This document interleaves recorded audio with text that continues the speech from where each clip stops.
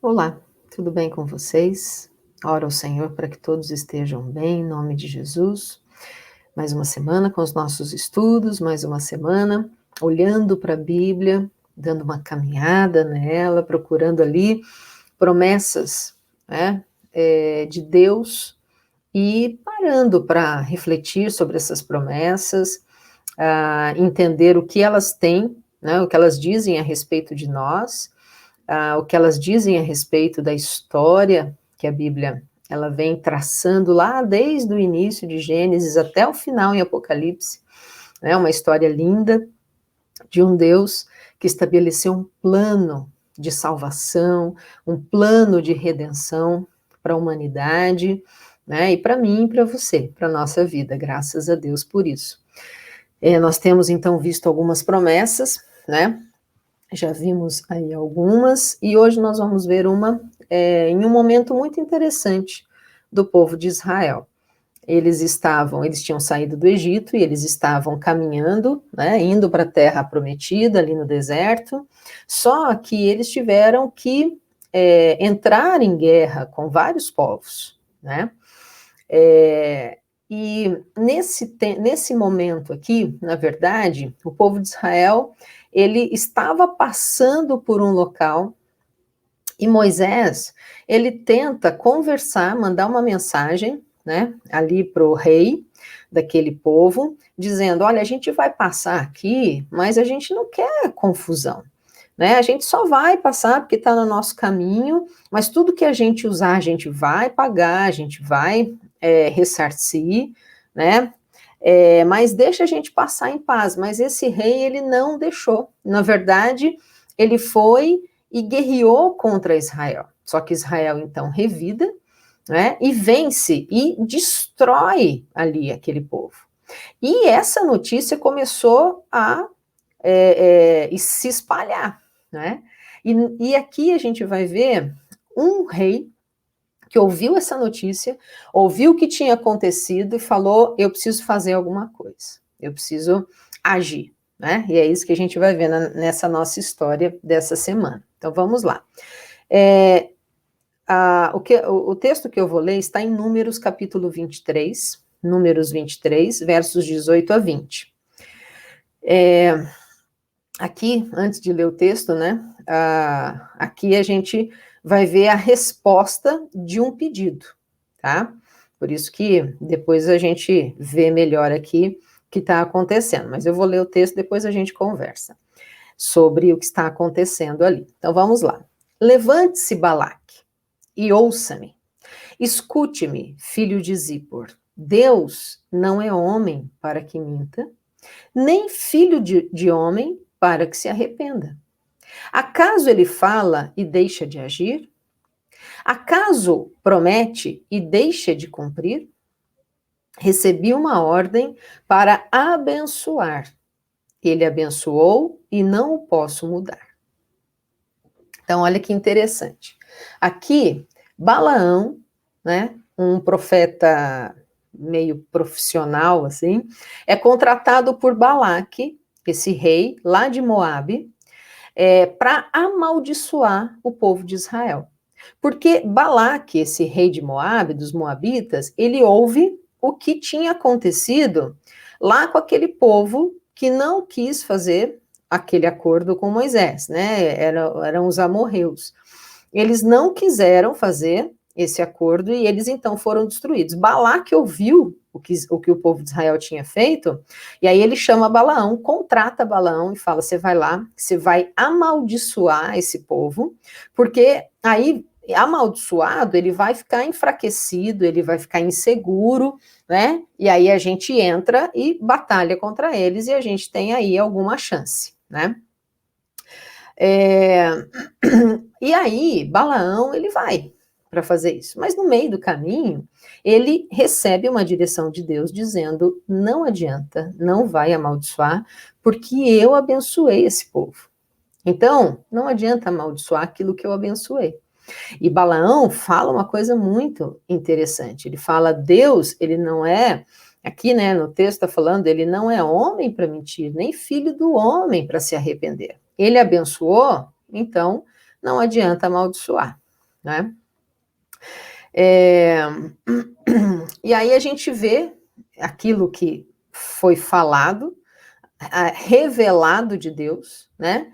De que aquilo que Deus abençoou, não há maldição que possa trazer, possa mudar essa realidade. E aí a gente vê, então, no decorrer da história, essa promessa de Deus sendo cumprida ali com o povo de Israel. O povo de Israel vence os moabitas, né? Por quê? Porque nada se poderia fazer para amaldiçoar ou derrotar o povo se o próprio Deus tinha abençoado e dado vitória.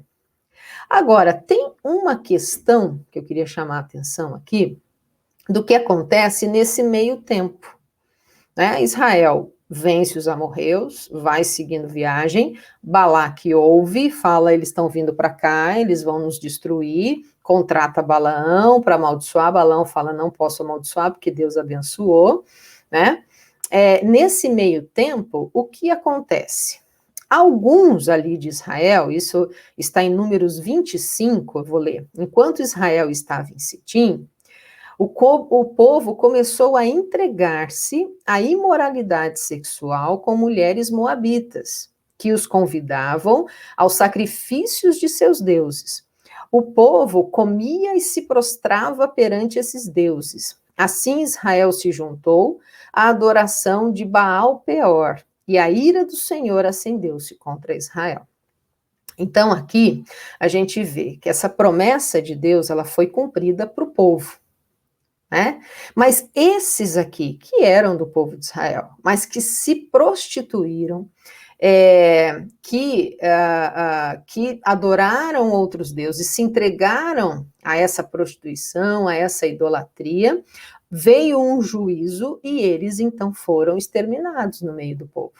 Esses não viram o cumprimento da promessa, não viram. Por quê? Porque desobedeceram, porque se desviaram do propósito, desviaram do caminho, se prostituíram, se rebelaram. E eles, então, não viveram essa promessa, né? De receber a vitória, de vencer esse povo. Na verdade, eles não venceram o povo, mas se entregaram, se deixaram levar por essas mulheres, né? Que foram ali com essa intenção de enfraquecer o povo e conseguir e o povo moabita então conseguiu levar um tanto de israelitas, né, que se entregaram ao pecado. E quando se entregaram ao pecado, eles acabaram trazendo sobre a vida deles a maldição do pecado. Deus havia abençoado. Deus havia dito que daria vitória. Deus tinha dado a promessa. Mas eles não puderam viver isso. Por quê? Porque eles próprios, né, se entregaram ao pecado e assim atraíram para eles a maldição, atraíram para eles o juízo, a condenação, e não puderam viver, e não conseguiram viver, não viveram a promessa. Deus, ele continua agindo hoje, né? Ele não agiu só lá no passado, mas ele continua agindo hoje e ele vai continuar agindo até o fim. O princípio não muda. Aquilo que Deus falou lá no começo, ele continua falando hoje e vai continuar falando até o final. O princípio de Deus, o tempo pode mudar, né? Hoje a gente vive num tempo muito com uma cultura completamente diferente dessa de Israel, né? Num lugar completamente diferente, em tempos diferentes, mas isso nada muda, nada altera o princípio de Deus. Então, nós podemos sempre crer que aquilo que ele falou, independente do tempo, de quando, mesmo que tenha sido lá atrás, continua vigorando hoje, porque o princípio não muda. O que ele prometeu, ele vai cumprir. E aqui nesse texto nós entendemos que Deus não mente jamais. Aquilo que ele falou, ele não vai voltar atrás. Ele não vai se arrepender daquilo que ele falou, né? Ele não vai mudar, porque Deus não mente. Ele não mentiu no passado, ele continua não mentindo hoje, vai continuar não mentindo, porque esse é o princípio dele. Porém, a gente aprende com essa história que os que desobedeceram, os que se prostituíram, né, os que pecaram adorando outros deuses, eles foram destruídos.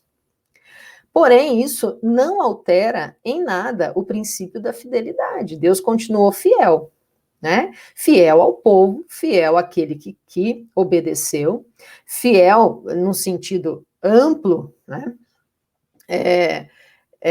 De entender que a promessa, ela iria se cumprir, né? Ela iria se cumprir, então o princípio da fidelidade não mudou. Simplesmente o que aconteceu? Aquelas pessoas que pecaram, aquelas pessoas que se prostituíram, elas não entraram no princípio, né, de Deus, e não puderam, então, viver as promessas. Então, nós entendemos que, nesse texto, né, nós aprendemos que a promessa é para todo aquele que é fiel, para todo aquele que obedece aos princípios de Deus. Isso nos ensina que Deus nos faz promessas e Ele é fiel para cumprir cada uma delas. Se Ele disse que iria agir, podemos aguardar que no tempo e da maneira perfeita Ele vai agir. E a nossa parte é confiar, é crer e obedecer. Então Deus, Ele faz promessas, Ele é fiel para cumprir cada uma das suas promessas, porque Ele não mente jamais. Mas Ele também trata conosco, né? Com o princípio da fidelidade, o princípio da obediência, o princípio da santidade. Ele trata com isso, conosco dessa maneira, né? Ele trata com a nossa vida em cima, fundamentado em princípios, porque é isso que ele estabeleceu. Se eu não quero, se eu não aceito, se eu me rebelo, né, eu não entro debaixo da bênção, debaixo do cumprimento das promessas que ele faz. Lembram lá em Deuteronômio, né, que ele fala, ó, está diante de você a bênção e a maldição, a vida e a morte. E Deus fala ainda, eu sugiro a você que escolha o caminho da vida, que escolha o caminho da bênção, né? Mas a escolha é nossa. Agora, se eu escolho o caminho da maldição, o caminho da morte, eu não vou encontrar a bênção de Deus ali, eu não vou encontrar o favor de Deus ali. O favor de Deus está no caminho da bênção e da vida. E aquele que escolhe, aquele que vive nesse caminho, debaixo da obediência, debaixo da fé, debaixo dos princípios, vivendo os princípios de Deus, esse vai encontrar vida, esse vai encontrar bênção, esse vai encontrar o favor de Deus. Né? E é assim, foi assim lá no passado e continua sendo assim na nossa vida. Agora, nós podemos trazer esse texto para nós e entender que existe uma promessa sobre a nossa vida. Tudo aquilo que nós encontramos na palavra de Deus, nós podemos entender. Tudo isso é para mim. Isso que Deus está dizendo é para acontecer na minha vida. E Ele não vai voltar atrás. Ele não mente. Então eu posso acreditar, eu posso descansar que aquilo que ele falou, ele vai cumprir da maneira perfeita dele, no tempo perfeito dele, né? Ele vai cumprir, ele vai agir. E a nossa parte, a minha parte, a sua parte, é crer, é confiar, é obedecer. É viver os princípios de Deus. É diante de nós olhar os caminhos e dizer, eu escolho esse caminho. Eu escolho o caminho da vida, eu escolho o caminho da bênção, eu escolho o caminho onde Deus está, onde eu conto todos os dias com o favor de Deus na minha vida. Graças a Deus por isso. Que Deus nos ajude, que Deus nos sustente, que Deus nos ensine a cada dia a vivermos os princípios da palavra de Deus, a crermos que aquilo que está registrado na palavra de Deus são promessas maravilhosas para a gente viver na nossa vida, na nossa família, em nome de Jesus. Vamos orar para a gente terminar. Senhor, muito obrigada pelo teu infinito amor. Muito obrigada pela tua palavra, que vai nos ensinando, que vai nos limpando, que vai nos transformando, que vai nos corrigindo. Muito obrigada, Senhor. Nós pedimos, Pai, em cima desta história, que ela ministre o nosso coração, que ela edifique a nossa fé, entendendo que o Senhor é um Deus que não mente jamais, que aquilo que o Senhor disse, o Senhor vai fazer, porque o Senhor é fiel. Que isso ministre o nosso coração a cada dia. Senhor, que em cada situação difícil, que em cada circunstância onde as coisas parecem tão complicadas, nós possamos nos lembrar, o meu Deus, nosso Deus, o Senhor maravilhoso, grandioso, o Deus Todo-Poderoso, me prometeu, e se Ele prometeu, Ele é fiel para cumprir. Que nós nos lembremos disso todos os dias da nossa vida. Contamos com Deus que é fiel. Contamos com Deus que cumpre cada uma das suas promessas. E, Senhor, que isso ministre o nosso coração e que isso também nos ensine a cada dia. Que o Senhor vive e age por princípios. Que nós aprendamos a fazer isso também. Que nós vivamos, Senhor, fundamentados nos princípios da tua palavra. Senhor, que nós não nos desviemos do caminho, mas que sempre, Pai, a cada dia, nós possamos viver, escolher o caminho aonde o Senhor está, o caminho onde nós vamos encontrar o favor do Senhor na nossa vida.